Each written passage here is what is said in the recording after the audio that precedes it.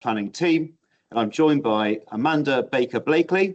Amanda is a senior wealth planner who looks after some of our biggest clients. Amanda's advice covers areas such as protection, investments, pensions, and estate planning, which are likely to be impacted by the budget.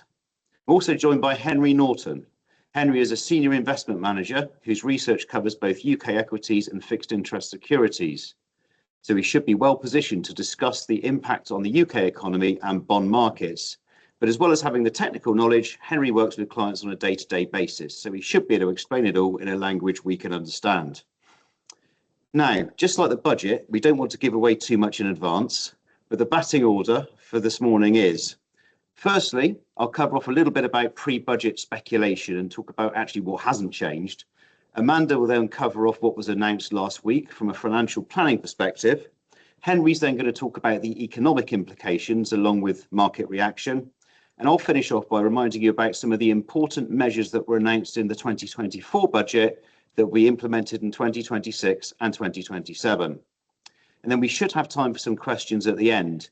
Now, hopefully you should be able to see a Q&A box at the top of your screen. And you can type these in as we go along, and we'll try and pick up as many as we can at the end. If we don't have any time or we don't have enough time to pick them all up, we'll try and come back to you on all of them individually after the event. Now, we've got about 30 minutes in total, so we're going to have to take a bit of a broad brush approach. So please don't take any of this as personal advice. Now, I know a lot of people dialing in are already clients or know us already, but I also appreciate that some of you are new to Arbuthnot Latham. So before we start, I'm just going to just take half a minute or so to explain who we are.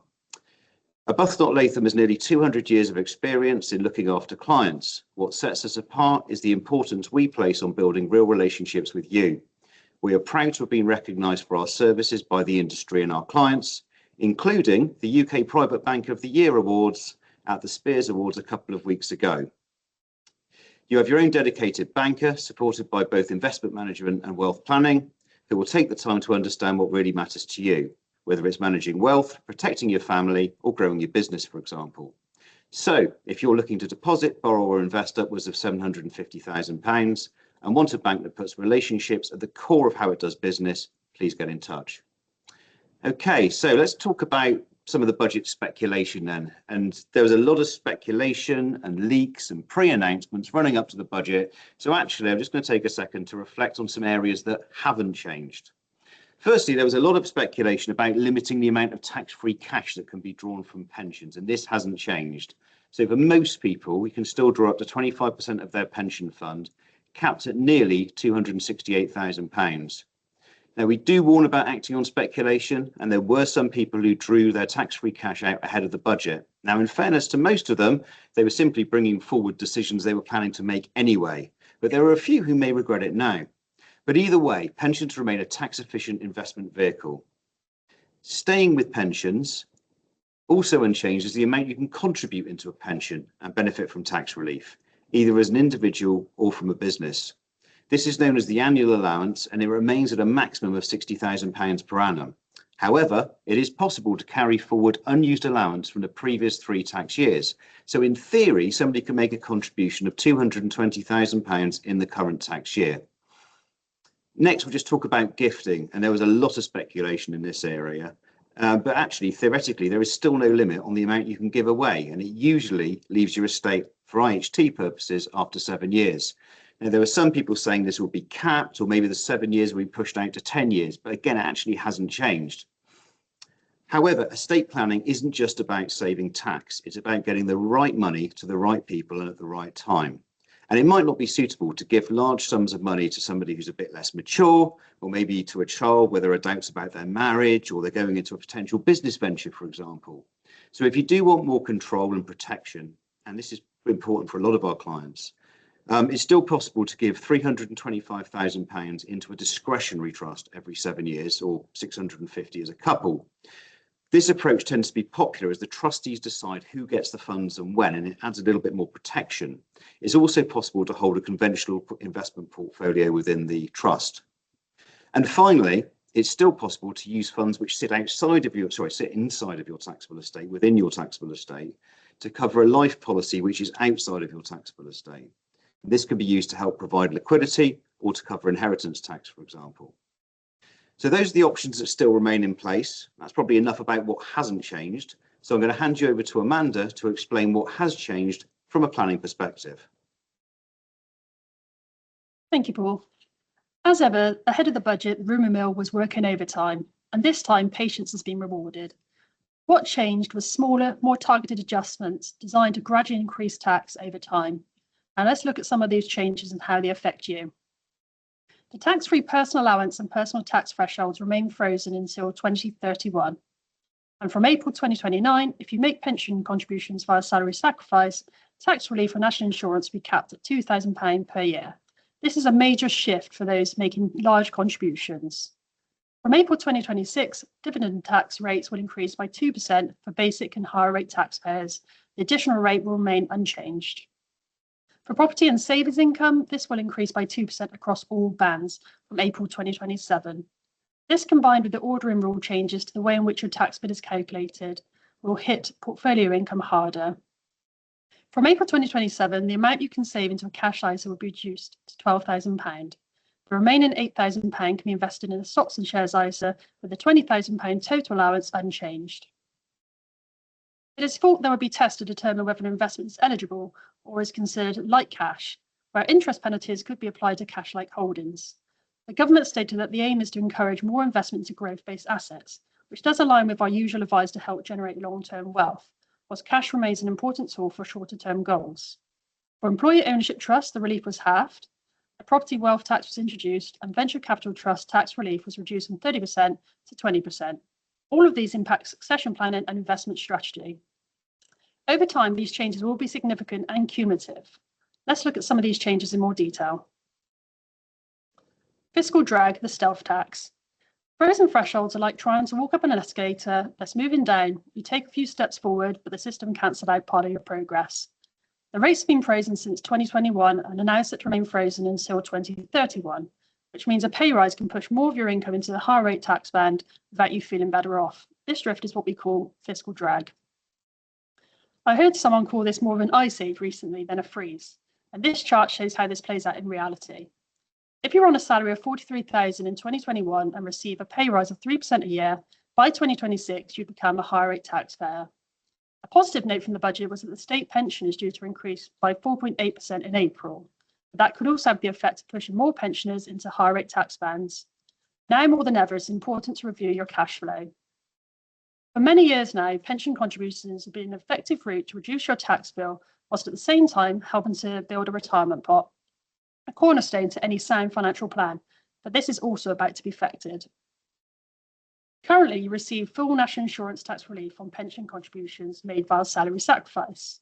If you're on a salary of £40,000 per annum, contributing 5% of your salary or £2,000 a year to your pension, you would receive full relief, and this is not changing. However, from April 2029, a £2,000 annual cap on the relief will apply. For example, if you're on a salary of £140,000 a year, contributing the full pension allowance of £60,000, currently you would receive full national insurance relief. Post 2029, the excess will be subject to national insurance. This will cost the employee an additional £1,160 and employer £8,700 per year. This significantly reduces the attractiveness of salary sacrifice for high earners. Another less publicised change is to the way in which your tax bill is calculated. And you've guessed it, it equals more tax to pay. Currently, when calculating your tax bill, you choose which source of income gets tax-free ticket first. In 2027, HMRC decides, and investment income is last in line. HMRC will impose a fixed order as to how your tax bill is calculated. Salary first, then property income, savings, and finally dividends. Why does this matter? If you have multiple income sources, you can no longer choose the most tax-efficient order. This is a big deal for those who rely on savings and dividends income. It means the personal allowance won't help savings or dividends as much because they're pushed to the back of the queue, and more of the savings and dividends income will be taxed at higher rates. Once you include the 2% tax increase, all this means is a higher overall tax burden. So how can we adjust to stay ahead? You could plan dividends and savings withdrawals before April 2027 to maintain the flexibility in how your tax bill is calculated, or consider restructuring your income streams and splitting income between spouses to optimise tax allowances. Pensions, you could consider maximising contributions before the national insurance cap comes in and potentially carrying forward unused allowances from previous tax years. We advocate a diversified investment portfolio, but the same applies to tax wrappers. Holding various types of tax wrappers helps to maximise tax allowances, and rebalancing your portfolio can help mitigate the effects of fiscal drag. In light of the changes to ISAs, pensions, and venture capital trusts, now is a good time to review these structures and whether they remain suitable. For estate and legacy planning, a good place to start is always to review your wills. Then to perhaps considering a gifting strategy that helps reduce your net taxable estate and perhaps even using trusts. But you may need to consider any liquidity restraints, especially for businesses, farms, and higher value properties in light of the recent changes. The good news is that many of these changes are being phased in over the coming years, so we have the opportunity to review and tweak your plans to help reduce the tax burden. Now over to Henry to discuss how the budget has changed things from an investment perspective. Thanks, Amanda. I wanted to spend some time in this section of the webinar covering a few important details that should be front of mind for investors in the context of this budget, before moving on to the economics of the budget and the market's reaction. The key trend over recent budgets has been the increase in tax levels to meet ever-growing expenditure needs. This has led to an ever-increasing tax burden on individuals and the economy. As shown in orange on the chart, this budget has been no exception, with the OBR forecasting tax as a percentage of GDP in the UK to peak around 38.3% in 2027. This is the highest level of tax the economy has experienced post the Second World War recovery. This is important for investors, as tax can inhibit your ability to achieve your financial goals. Some of the key areas targeted for tax revenue relate to non-working income sources. The last budget included an increase in capital gains tax rates, and this budget increased tax on investment income. My colleague Amanda has raised the importance of proper structuring when it comes to an individual's finances. This chart shows the direct impact of tax for an additional rate taxpayer. It shows a £20,000 investment if it were held in a stocks and shares ISA in blue, or a normal taxable investment account in green. As you can see, at the point of accessing the funds, having held the investment for 20 years, an investment in a stocks and shares ISA provided a 44% greater return, which equates to a difference of around £44,000 in this example. This difference is due to the need to withdraw invested sums to meet tax bills, along with a significant capital gains tax charge on the liquidation of the investments. Outside of ISAs, there are a range of other investment structures which our wealth planning team may recommend to potentially ease the tax burden on clients' portfolios. Another key area of forecasting for the OBR surrounded inflation expectations. Inflation expectations were revised higher for 2025 and 2026, meaning an expected annualized inflation rate of 2.4% over the next 5 years. It is worth reiterating the importance of ensuring that where appropriate liquidity is available to you, investing is an important tool to protect your overall wealth from the effects of inflation. At 2.4%, you would require a net return of over 60% over a 20-year period to maintain your level of wealth, which will continue to become increasingly difficult using cash as interest rates continue to decline. Moving on to the budget and its effect on the UK economy and markets. In the lead up to the budget, we saw some key concerns from investors. Given the timing, which was held on the latest date in the past 10 years, we saw significant speculation on what policies would be implemented and their potential impact on the UK economy. Investors raised concerns regarding the fiscal credibility of the government, the risk of tax hikes further increasing business costs, the requirement for further debt issuance leading to a potential spike in gilt yields, and the risk of political uncertainty or even a change in leadership. Ahead of the budget, there was uncertainty regarding the level of fiscal headroom that Chancellor Rees would need to raise through taxation. Early relief for the market came in the form of the leaked OBR report, which surprised many, with the forecast revisions being largely modest. Forecasts for higher inflation and wages helped to offset the impact of weaker productivity on tax revenues. Overall, this left Chancellor Rees with the largely more achievable task of raising a net £15.8 billion in tax revenue by 2030, a much smaller number than those quoted in the press ahead of the budget. This allowed her to continue with her smorgasbord approach to tax increases, rather than being forced to break her policy pledges and increasing one of the 3 major taxes, which would have only aided uncertainty in the market. This has enabled a much larger than expected £12 billion increase in fiscal headroom versus market expectations for £5 to £10 billion of headroom to be restored. And this eased many of those concerns, and the diagram shows the 26.1 billion expected to be raised by new tax measures announced in the budget, along with the 8.6 billion cost from policy choices, totaling the 21.7 billion of headroom at the end of the forecast period. The initial market reaction was largely positive. Once the volatility surrounding the early leak of the OBR forecast subsided, we saw positive returns in gilt yields, with short-dated yields falling about 5 to 6 basis points, and long-dated yields falling down 7 to 11 basis points. This was further supported by a rise in sterling and a bounce of the FTSE 100 and 250, the major UK indices. Commentary surrounding the positive post-budget sentiment centred on the better-than-expected headroom achieved from the tax increases, along with the less negative deterioration in the OBR forecasts. This led to an unwind of the uncertainty premium placed on UK assets in the lead up to the budget. This reduction in gilt yield was further supported by news that the Debt Management Office was further skewing issuance away from the 30-year bonds, an area of the market that has come under continued pressure as declines in domestic demand due to the reduced number of defined benefit pensions has led to yields rising over the recent years. And this is incredibly important, as gilt yields are a key indicator of the market's expectations for rate cuts. On rate cut expectations, although the OBR forecasts for inflation were revised higher, forecasts for a return to the 2% target in 2027, along with fuel duty cuts and energy bill support, led to current market pricing suggesting an all but certain rate cut in December.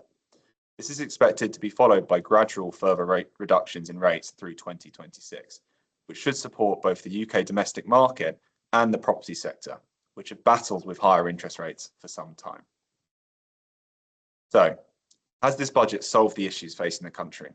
Well, scrutiny of the budget is mainly focused on the fact that the majority of the fiscal tightening is backloaded into the 2028 to 2030 period.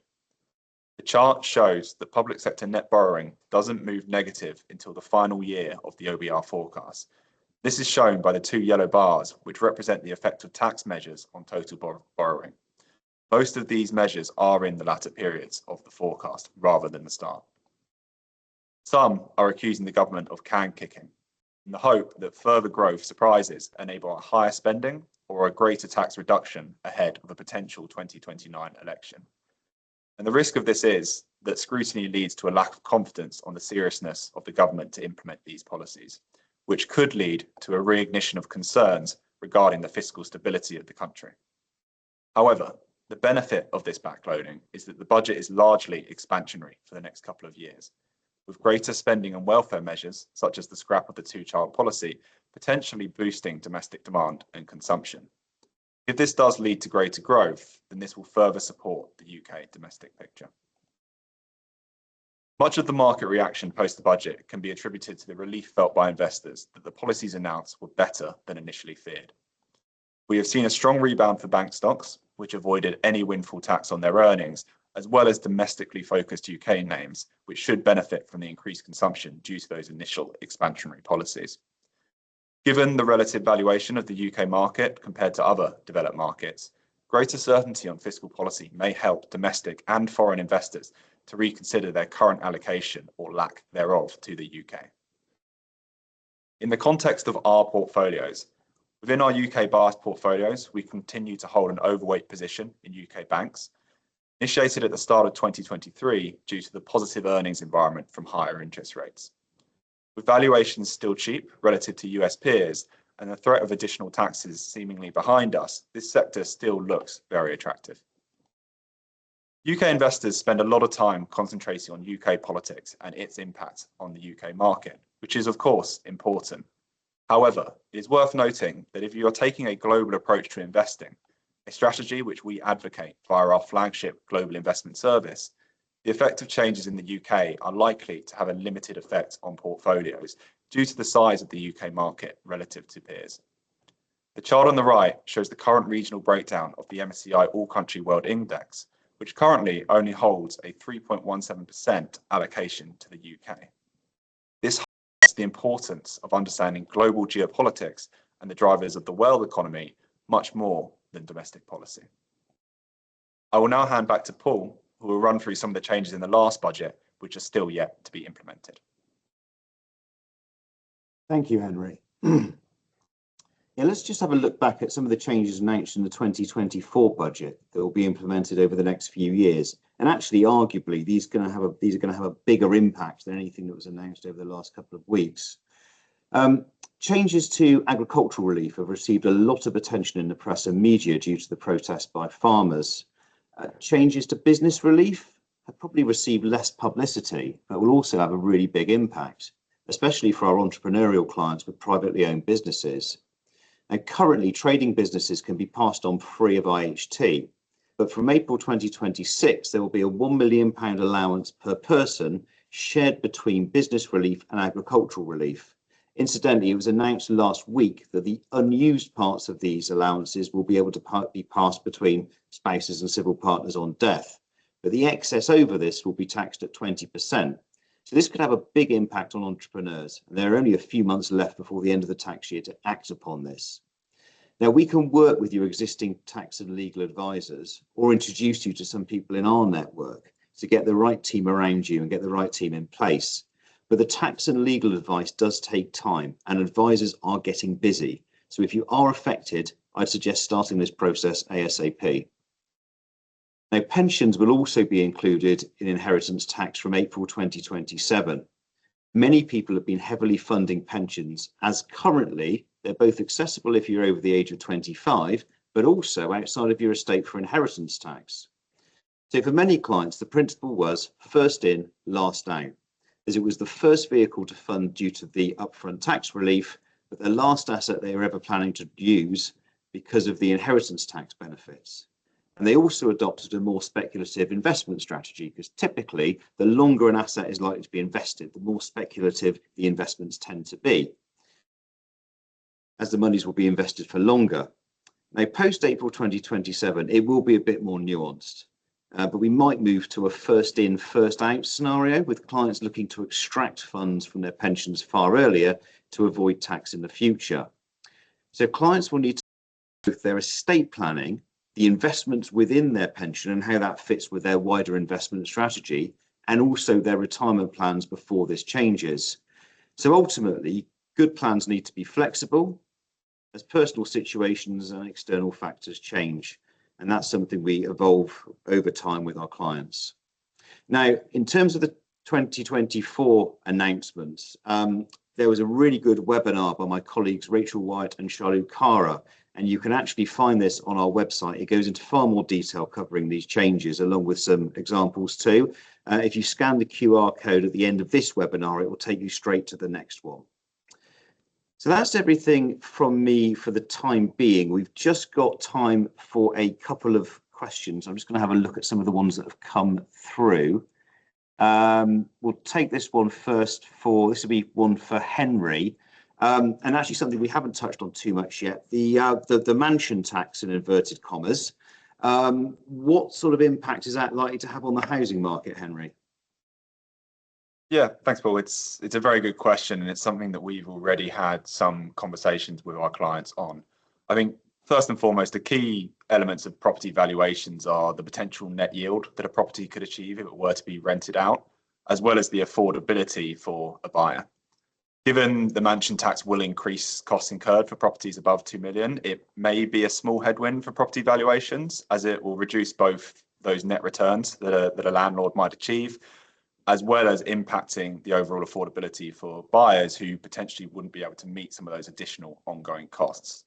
However, it is worth noting that these costs are much lower than some of the potential alternatives that were kind of alluded to ahead of the budget, such as increased stamp duty or land value taxes, which would have been far more impactful. And it's also worth considering that interest rate cuts leading to cheaper mortgage expenses may act as a tailwind for this sector over the next couple of years. Some of the stats that I've seen for reference, a reduction in mortgage rates of about 25 basis points would reduce the interest costs on a £1 million mortgage by the same amount as the additional council tax charge for a £2 million property. And current expectations are for multiple rate cuts into next year. Thanks, Henry. Got another one here. This is related to pensions and inheritance tax. So, Amanda, with the changes to pensions and inheritance tax coming in from April 2027, Is it still worth investing in a pension? Thanks, Paul. Simple answer is yes, although it does depend on your circumstances. So the actual changes to IHT don't come into effect until April 27. So firstly, that's the first point to note. But also, pensions still remain an incredibly tax-efficient vehicle. It's a savings pot for your future. You receive tax-free growth, but then also when you're putting money into your pension, there's going to be a cap on national insurance contributions. The income tax relief still remains. And there's other things like the child benefit cap as well that still remain in force. So yeah, the simple answer is it's still a good idea to put money into your pension, but obviously it depends on your circumstances, and you should review this with your advisor, really. Good stuff. I've got a follow-on question to that one, Amanda. Will my pension contributions made via PAYE be subject to the national insurance cap? So yes, so as I covered earlier, so at present the rules still apply as they are, so you still receive full NI relief, but from April 2029 there'll be a £2,000 annual cap on the relief that you can receive on your national insurance. Thank you. Another one here for Henry. I'll filter this a little bit, but essentially, is it still worth investing in the UK? Yes, but I do look after all of our UK equity allocations, so some could accuse me of being biased. However, I think given some of the recent returns we've seen from overseas markets, many investors do ask us this question, which is, which part does the UK play in my portfolio?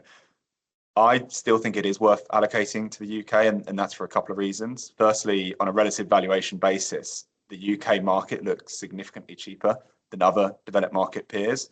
And secondly, the sectoral makeup of the FTSE 100, which I would remind are companies which largely operate outside the UK and are thus less affected by the UK economy directly, offer very good diversification for investors who hold exposure to more growth-orientated regions such as the US.